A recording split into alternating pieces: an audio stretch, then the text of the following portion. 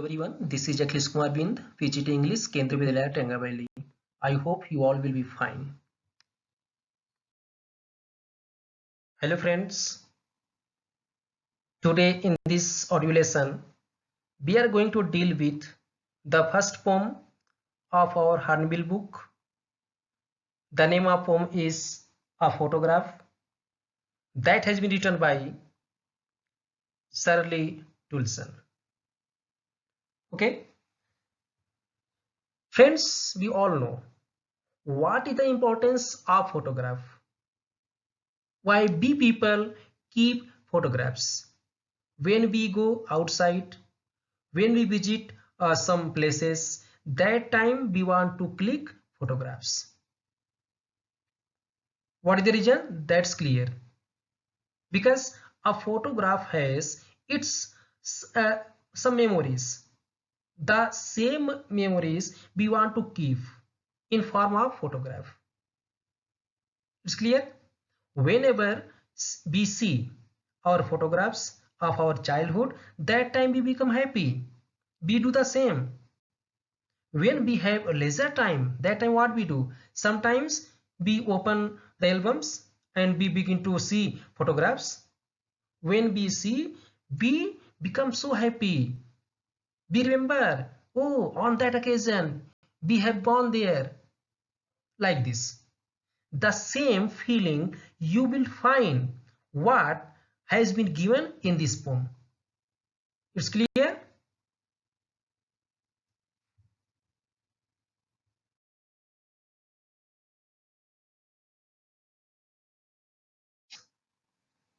Now we have a brief description of the author. Dear friends, this is the image of Shirley Tulson, who lives in Somerset. She was drawn into the spell of Celtic Christianity as she worked on her books dealing with the oldest roads and folklore of Britain and Ireland, and found herself following the routes taken on their journeys by the saints of the early church. Is clear? You can find details on Google also if you want. It's clear?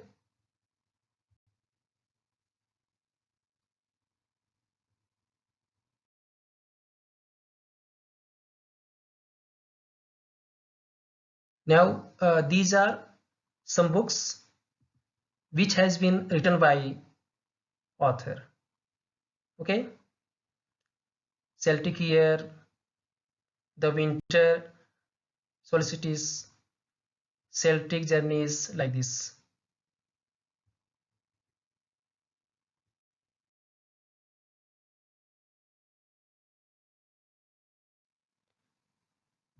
Dear students, now before going through the poem, we have the gist of this poem in brief. Now listen carefully. Okay. So in this poem, the poet remembers her mother who died about 12 years ago. There is a photograph taken when her mother had gone for a sea holiday with her cousins and her uncle. Looking at photograph, she remembers her mother and how she had been nostalgic about her childhood. She expresses her inability to respond to the loss of her mother. Okay. Now this was the photograph. Now you can see here when the mother of poet, when she was near about 12 years of that time, this is the picture or snapshot. Okay, about this, when the poet sees and she begins to remember the past life of her mother. Okay, this is in brief about the poem's gist. It's clear?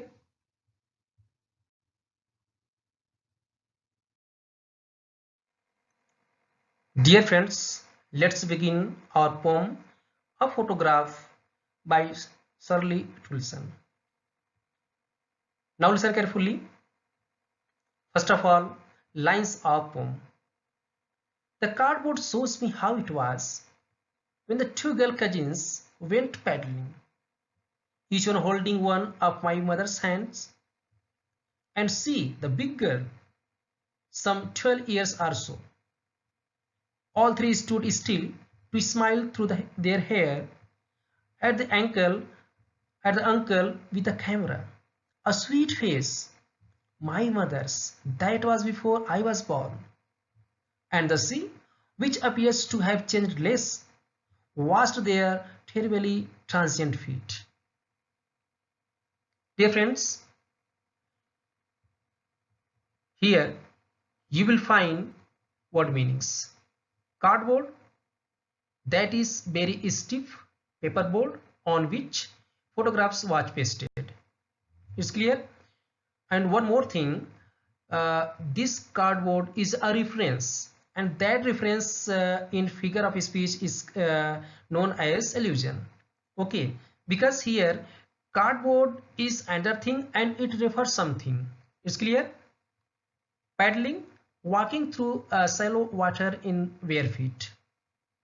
Big girl, here big girl, mother is referred to as the big girl as she was the eldest among the three girls. Still, you people know, without moving or shaking, smile through, smiling faces could be seen through their hair which were flying over their faces. Terribly, extremely. And here transient, that is temporary, lasting only for a short time. It's clear? After these word meanings, now focus on our poem. We know the background. When we dealt the gist of poem that time, what the situation, what is the background? In her room, in her drawing room, or in her room, the poet is sitting. Okay, and when the poet finds, when she sees the cardboard, okay, this is the cardboard on which the photograph of her mother was pasted. It's clear? When she sees that cardboard, the cardboard shows how it was. The poet says, because that cardboard refers happy moment of her mother when she was on her sea holiday. Okay, this cardboard. Okay, now listen carefully. It refers what it refers first. This refers a photograph, paperboard on which the photograph of her mother was pasted, and another meaning is that refers happy life. Okay, happy life and enjoyable childhood of her mother. Okay, when the two girl cousins went paddling, the scene in that photograph is her mother along with her two cousin sisters. They had gone for their sea holiday. Okay, and we people know, when we visit such places like rivers, like seas, that time what we do, we try to walk on the shore. Okay, we try to walk through shallow water. Okay, we do the same, and the same the poet's mother and her cousin sisters did. Okay, and that time in that photograph, as you have seen while dealing with that gist of poem image. Okay, each one holding, the cousin sisters of poetess mother, they were holding hands of her mother. And among three girls, the poetess mother was big. Okay, she was the eldest one, and that time her age was nearly 12 years or 13 years. Okay, it's clear? And all three stood still. The poetess says, in that camera, sorry, in that photograph, it has been shown all three stood without any movement. Okay, and they were smiling, and their smiling can seen through their hair, which were flying over their faces. Okay, and uncle was taking their photograph, and they their photographs had been taken by uncle. Okay, I hope it's clear. It's very simple. Okay, don't confused about anything. The background is when the poet Shirley Tulson, after grown up, and when she sees the photograph of her mother, that time she thinks the past life of her mother. And what has been shown in that photograph, the poet is telling us. It's clear? She says in that photograph there were three girls, and two cousins went paddling. Okay, the cousin sisters of her mother, they were walking, okay, through shallow water, okay, bare feet. And both cousin sisters, they were holding hands of of her mother. Okay, and among three, she was the big girl. Among three, she was the eldest girl. And that time, the age of her mother was nearly 12 years or 13 years. When they were giving their snapshot, when uncle was about to take a photograph, that time all three stood silently without any movement. Okay, as we do. And then their smile could seen, their smile can seen through their hair, which were flying, which were scattered over their faces. It's clear? A sweet face, my mother's, that was before I was born. The poet says the face of her mother, that was very sweet. That time she was charming, as you people are this time. Okay, when we see the children, when we see a little child, that time how faces of children are so sweet, so beautiful, as your faces are this time. Okay, now your faces are charming, dashing, looking so smart. Okay, now in her childhood, poetess mother, not poet here. When poetess mother was child, that time her face was so sweet, so beautiful. Okay, and that was before I was born, and we people know the poet's mother was when 12 years old, so how she would have born? Now it's very simple. Okay, that time the poet was not born. It's clear? And the sea, which appears to have changeless, washed their terribly transient feet. Now listen carefully. Here the poet has used the word sea. And we people know what does this word sea refer? This is eternal. We people know the objects of nature, they are permanent. And we people, lives of human beings, what is that? That we live here for a short period of time. Okay, now transient feet. Now think, when we go towards the area of sea, what we do? We walk, we make foot imprint, and then when the waves of seas come, what they do? That water washes away imprint of, okay, footprints of human beings. The meaning is here. In the last two lines, the poet becomes so serious. She gives us message that we human beings are here for short period of time. Okay, our life is temporary, transient feat. Our life is temporary. We are here for short period of time. But the sea, that is eternal. That is eternal. It's clear. I hope all these lines would be clear to you. If not, You can call me, you can ask me. And one more thing, here now see, stood still to smile through their hair. What you can which figure of speech has been used here? We know this is alliteration, because here yes, that is consonant, once again yes consonant, yes here also consonant. Okay, so repetition of consonant again and again, that is alliteration. It's clear?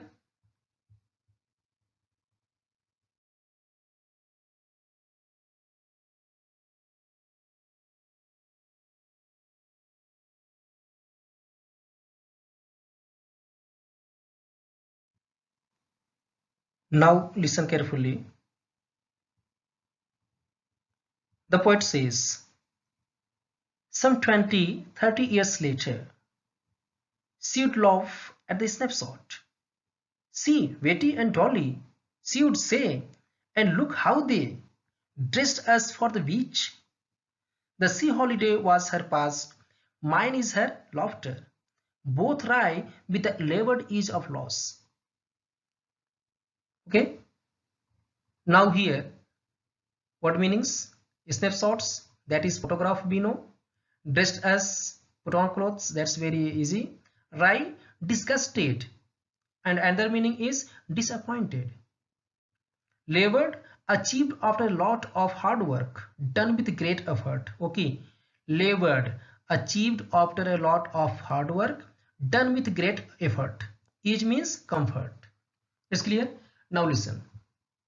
Some 20-30 years later, the poet says, after 20 or 30 years later, and now this time, listen carefully, now this time the poet Shirley Tolson is also with her mother. Now see, in the first stanza, in the first beginning lines, the poet Shirley Tolson sees the photograph of her mother and she remembers the past memories related with her mother. Now in this second stanza, okay, what is here?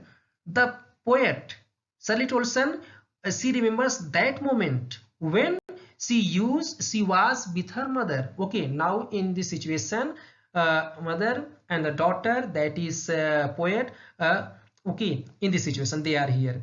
So what she says, the poet says, after 20 or 30 years later, when the poetess mother was got married, and after her married life, and now the poet was born, and then that time the poetess mother, when she used to see the photograph of her own, that time she used to become so happy.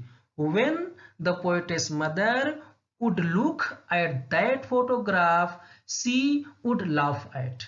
She would laugh at, to see, as we people do. When we have some funny pictures, that time when we see, we become so happy. We begin to laugh.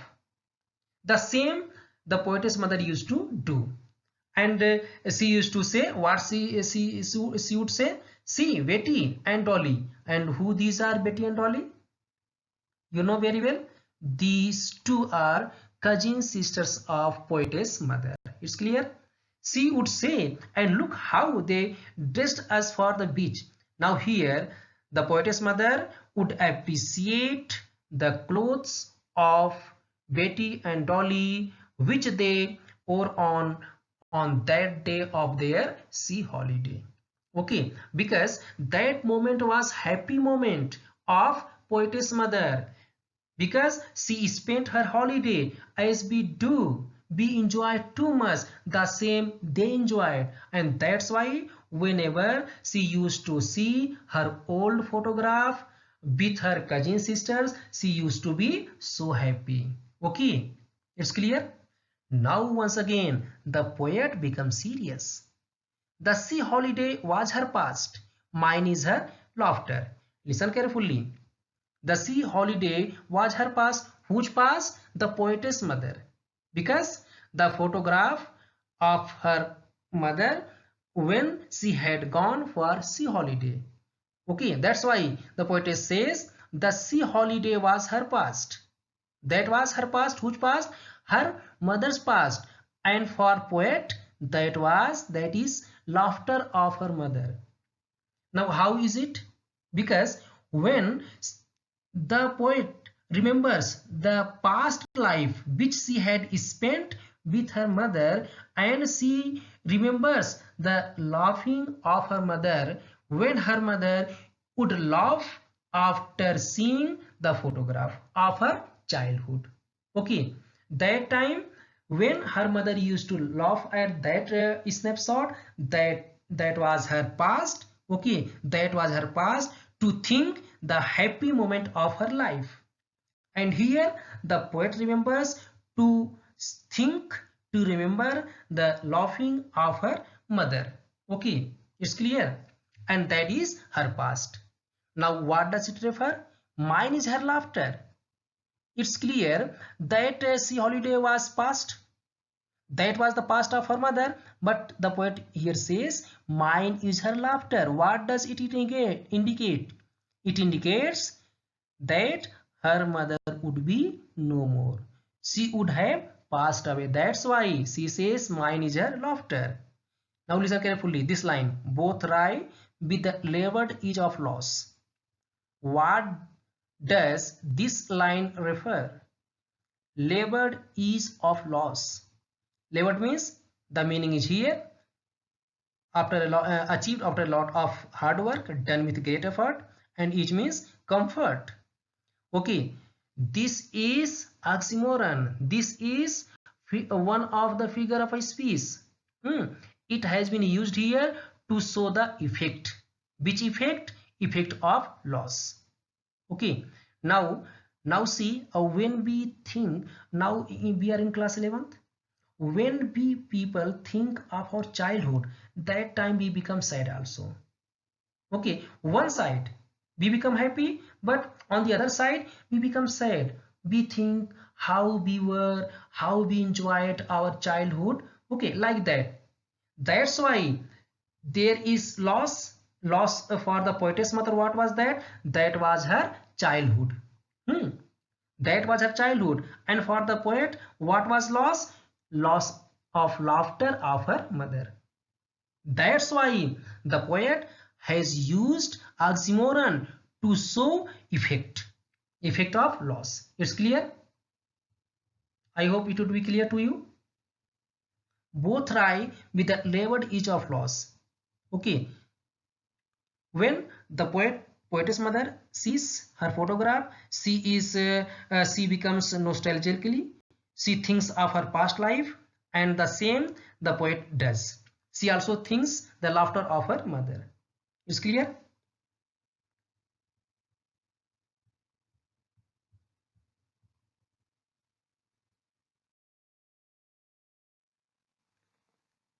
Now we have last 4 lines of this poem. Listen carefully.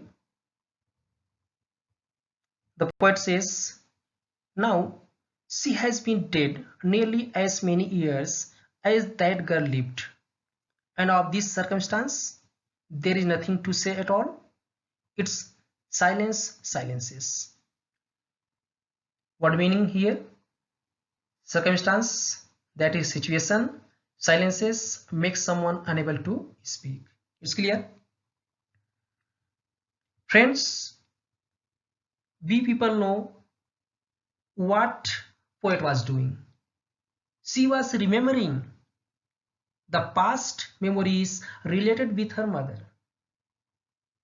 She says, she recalls, the poet recalls that it is nearly 12 years since her mother died. Nearly 12 years since her mother died. Because earlier there is a word, mine is, there was a phrase, mine is her laughter. Mine is her laughter, that refers her mother was no more. Okay, her mother was no more. That's why the poet says here that her mother was dead. That is nearly 12 years since her mother died. And of this circumstance, what does this word circumstance refer? That the situation that refers death of her mother. Okay, and of this circumstance, the pain which has been caused by the death of her mother. And when she thinks, she becomes very sad. She remembers the happy moment of her mother, but suddenly she becomes very sad because her mother is no more. And she says there is nothing to say at all. When we people are sorrowful, when we have sorrows, that time we are unable to speak. How we can speak?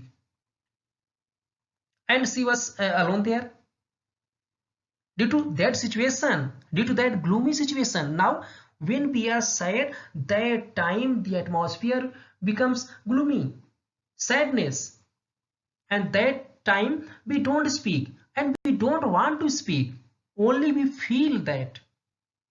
The same the poet does. She says there is nothing to say at all. What she can say? Her mother is no more. She is very sad. If she wants, but she can't say. Due to that gloomy atmosphere, she is unable to speak. And then she says, it's silence silences. It's silence and silences. And here we will get one more figure of speech, that is personification. Okay, because silence and silences, it's clear. And we know that in this silence, humans emotions has been given. Okay, quality of silence, because here quality of silence has been given, that's why this is personification. And when we don't speak, what happens there? There is only utter silence. This happens. The poet doesn't speak. After that, she only thinks about her mother and she becomes sad due to the death of her mother, who is no more. It's clear? Dear friends, I hope this poem would be clear to you. If any problem, ask me. And this poem has expressed three stages of human life. Remember this, three stages of human life. In the first, we find childhood. In the second, adulthood. In the third, death. It's clear? Now, one more thing. This poem also highlights some values. Okay, I will give it you in next slide. Wait that.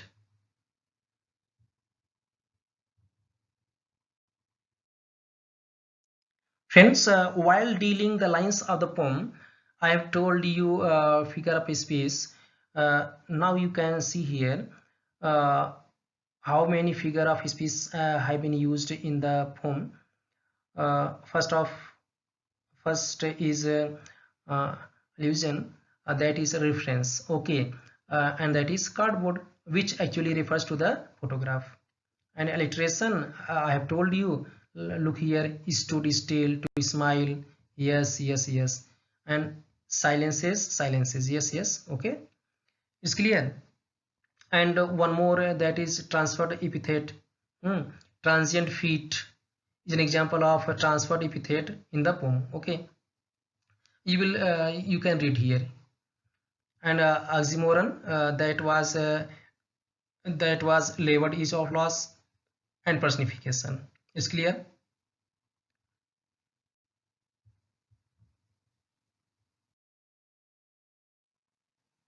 Now we know this poem highlights some values. So what are these values? Listen carefully. Number one is life is temporary. The poet talks about the unchanging sea, which reflects the eternal state of natural elements, and at the same time hints at the transient temporary state of human beings. The poem is a reminder that We all are here for a short time. It's clear? And about this I have told you earlier. And there is death is a reality. We know this. That is the reality of our life. If there is life, there is death. That is ultimate goal of life.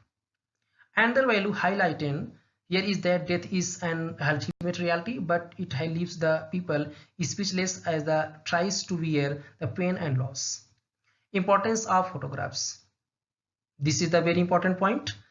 The importance of taking and preserving photographs is also highlighted here, as it takes us down memory lane. A picture can delight us as well as bring gloom or sadness. Okay, a picture does two things.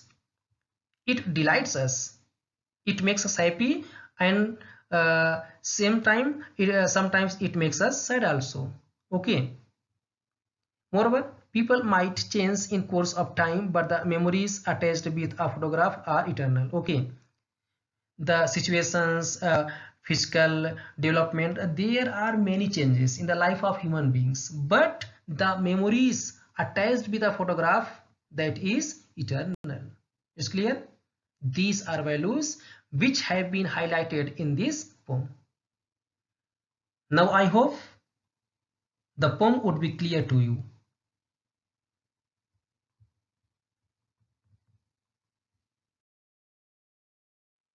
Now we have assignment.